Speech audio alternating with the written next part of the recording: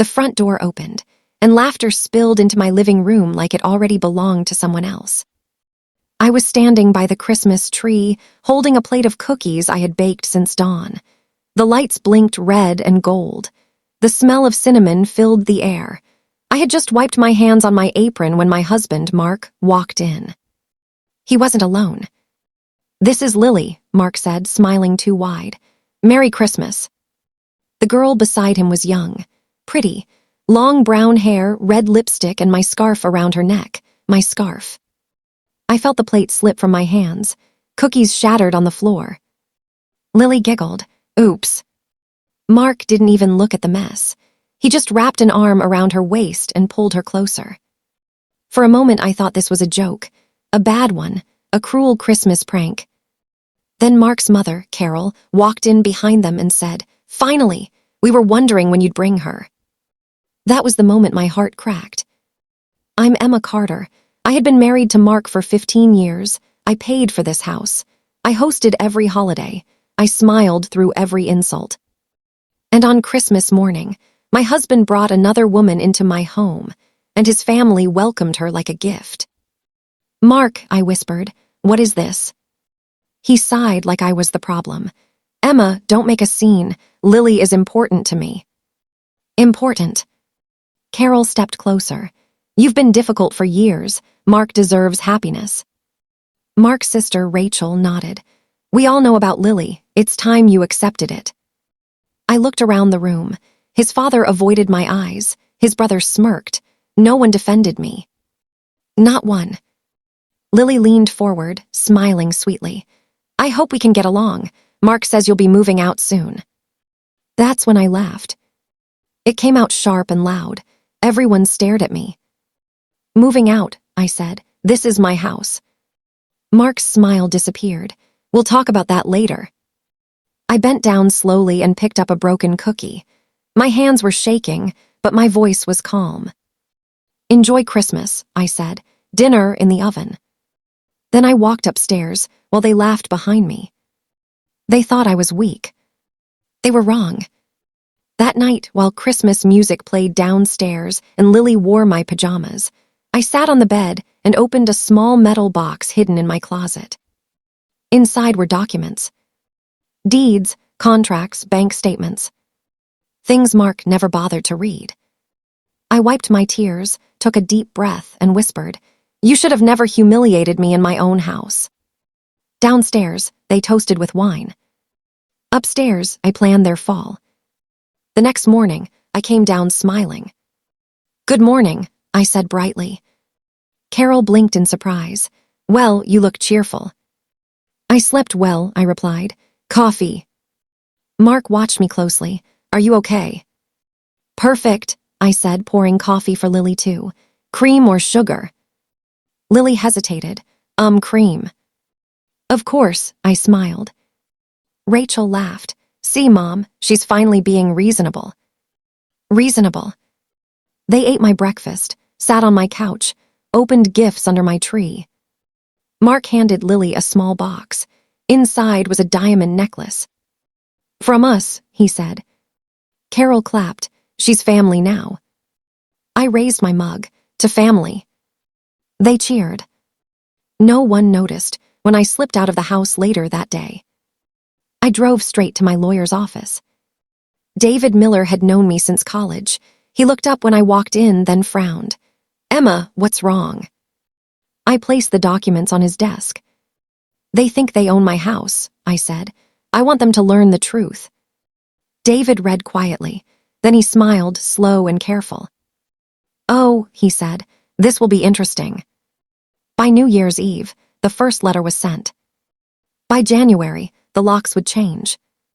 By February, everything they trusted would disappear. But they didn't know that yet. That evening, I returned home to laughter again. Lily was wearing my robe now. Carol sat in my chair. Mark pulled me aside. "We've decided Lily will move in permanently." I tilted my head. "Oh." "Yes," he said.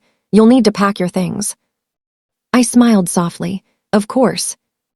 He didn't see the email notification on my phone. He didn't hear the clock ticking. That night, Carol knocked on my door. "Emma, don't do anything foolish." I looked at her calmly. "You already did." She frowned. "What does that mean?" "Nothing," I said. "Good night." As she walked away, my phone buzzed again. "David, first step completed." I lay back on my bed, staring at the ceiling. Outside, snow fell quietly. Inside, a storm was coming. And none of them had a place to hide. The house felt louder every day. Lily started rearranging furniture. Mark let her. Carol brought over boxes of her things, saying, "It's easier if we all stay together." They talked about me like I wasn't there. "She's calmer now," Rachel said once. "Maybe she finally accepted it." I accepted something, all right. On Friday morning, a man in a gray suit knocked on the door. "I'm here for Mark Carter," he said. Mark frowned. "Who are you?" The man handed him an envelope. "Legal notice." Carol leaned in. "What's this?" Mark opened it. His face turned pale. "Emma," he called, "what did you do?" I walked in slowly, holding my phone. "Read it carefully." "It says eviction," he stammered. "That's impossible." "It's not," I said. "This house is mine, always has been." Carol laughed nervously. "Don't be silly." The man cleared his throat. "Ma'am, the records are clear." Rachel stepped back. "Mom." Mark turned to me angry. "You planned this." I smiled. "No," I said. "You planned it when you humiliated me on Christmas." The man left. Silence filled the room. Lily whispered, "Mark, what's happening?" He didn't answer. Carol sank onto the couch. "We have nowhere else." I looked around at the walls I paid for, the floor I cleaned, the home they tried to steal. "Not my problem," I said. Mark grabbed my arm. "You wouldn't throw us out." I pulled away. "Watch me." Outside, snow kept falling. Inside, fear finally arrived. Mark's hand was still hovering in the air, where my arm had been. "You're bluffing," he said, his voice shaking. "You can't just throw us out." I stared at him. "I already did." Carol stood up slowly. "Emma, this is a misunderstanding. Families don't do this to each other."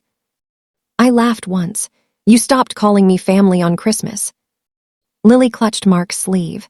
"You said this house was yours." Mark swallowed. "It will be." "Wrong," I said. "It never was." Rachel backed away toward the door. "Mom, maybe we should leave." Carol snapped. "This is our son's house." The front door opened again. This time, it was a woman with a clipboard and a man carrying a small toolbox. "Property inspection," the woman said politely. "We're here on behalf of the owner." Mark's mouth opened. No sound came out. "That's me," I said, stepping forward. Carol's knees gave out, and she dropped into the chair.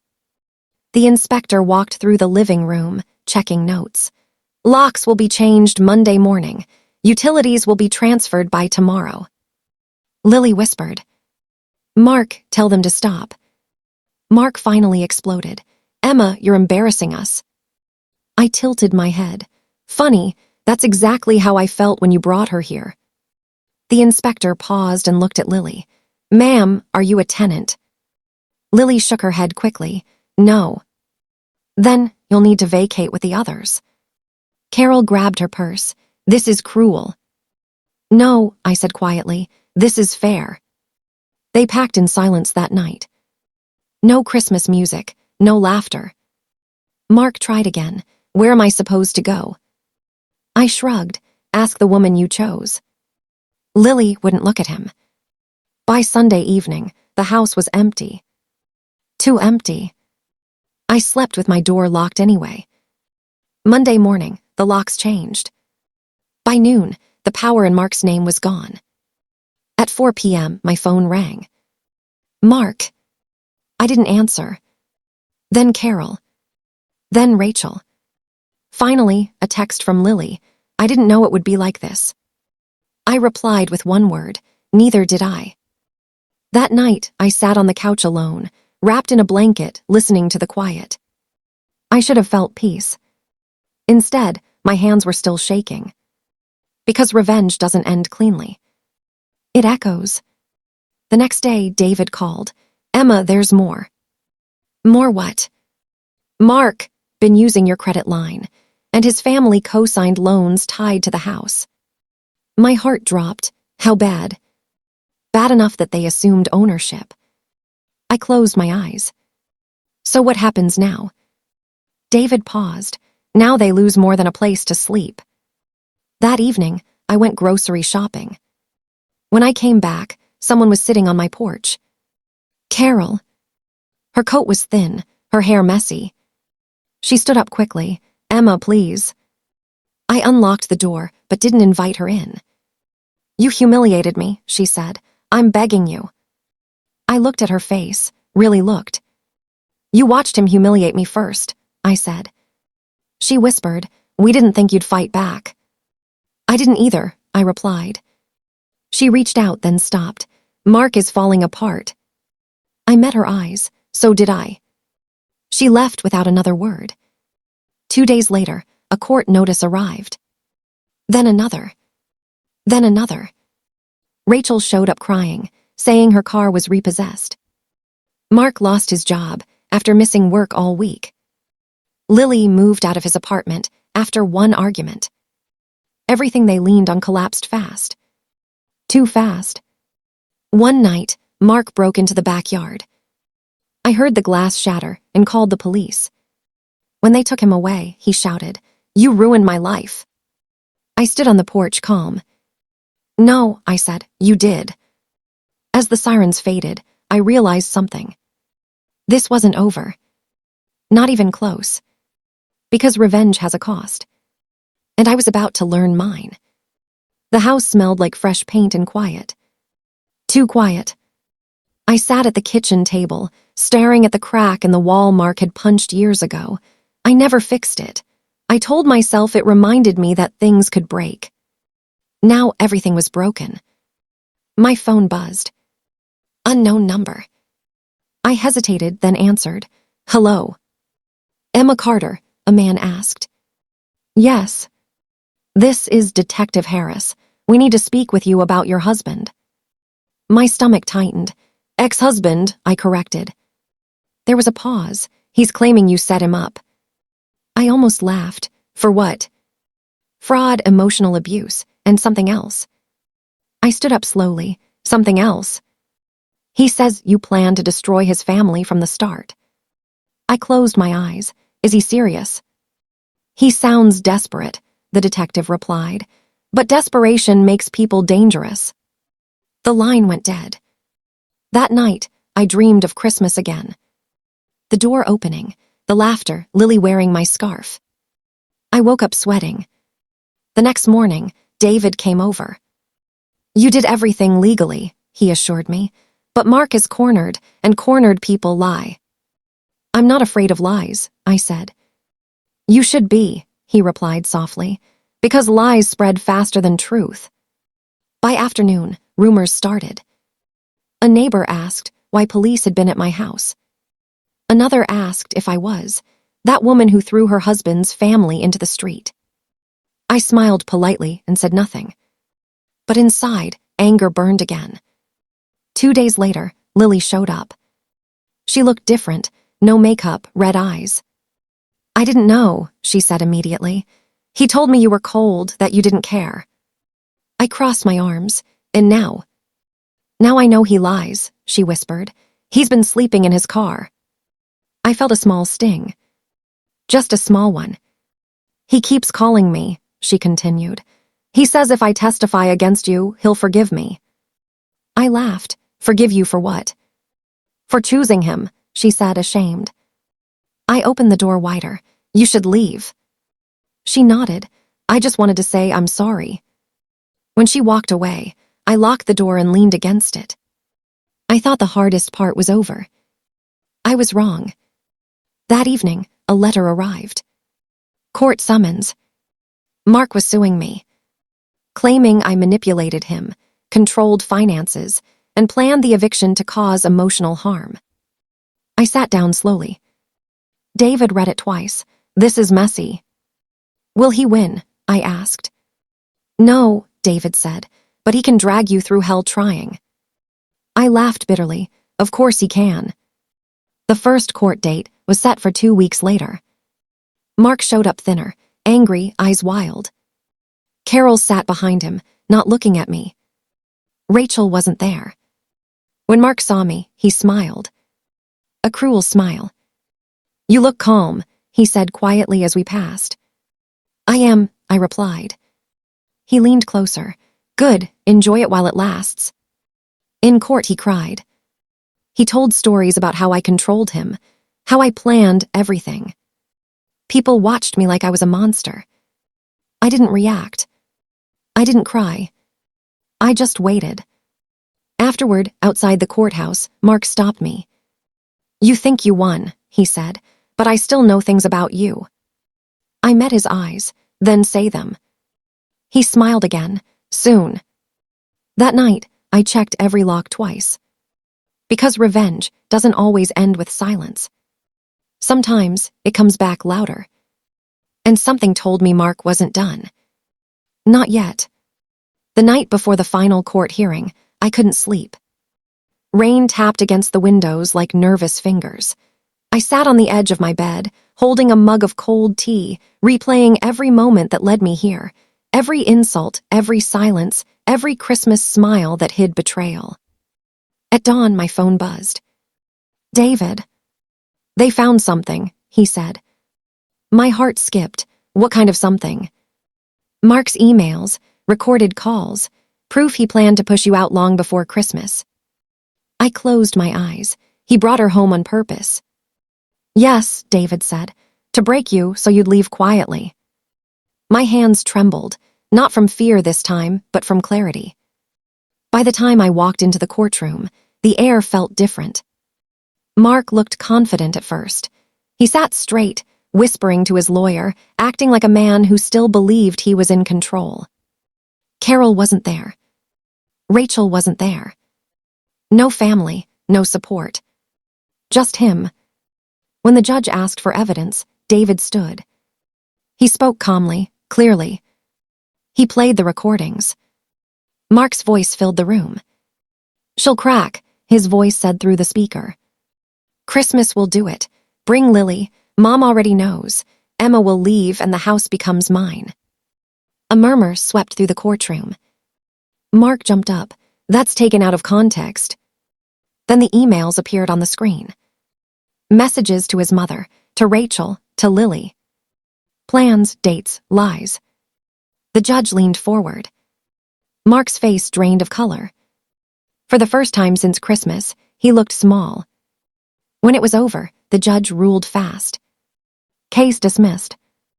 Mark was ordered to pay damages for emotional distress, attempted fraud, and misuse of finances. He lost everything he tried to steal. Outside the courthouse, Mark stood frozen as people passed him by. I stopped in front of him. He looked up at me, eyes red. You didn't have to destroy me. I spoke softly. You destroyed yourself the moment you brought her into my home and laughed. Tears rolled down his face. I thought you were weak. I nodded. So did I. I walked away. Weeks passed. The house felt lighter. I sold the furniture that carried bad memories. I painted the walls. I fixed the crack Mark punched into the wall. Carol sent a letter. It wasn't an apology, just regret. I didn't reply. Rachel moved away. Lily disappeared from my life completely. As for Mark, I heard he moved from couch to couch. No job, no family home, no welcome anywhere. Sometimes, late at night, I felt a strange sadness. Not because I missed him, but because I finally understood something powerful. Revenge isn't loud forever. It starts with pain. It burns with anger. But it ends with truth. And the truth was this. I didn't make them homeless. Their betrayal did. And as I stood alone in my quiet, safe house one evening, looking at the Christmas lights still tucked away in a box, I realized my life wasn't over. The truth finally stood where lies once lived. Mark lost the case, his plans, and the family that helped him hurt me. The house stayed mine, just as it always had been. The people who laughed on Christmas Day walked away with nothing but regret. I didn't celebrate. I didn't smile. I simply breathed again. For the first time in years, my home felt safe, quiet, honest. I learned something important. Strength doesn't shout. It waits. It watches. And when the moment comes, it stands firm. They thought humiliating me would make me disappear. Instead, it revealed who really deserved to stay standing. And as I turned off the lights that night and locked my door, I knew one thing clearly. I didn't lose a husband. I found myself. Thanks for watching. Kindly drop your comment about this story. And please subscribe to this channel and on your notification for more interesting stories.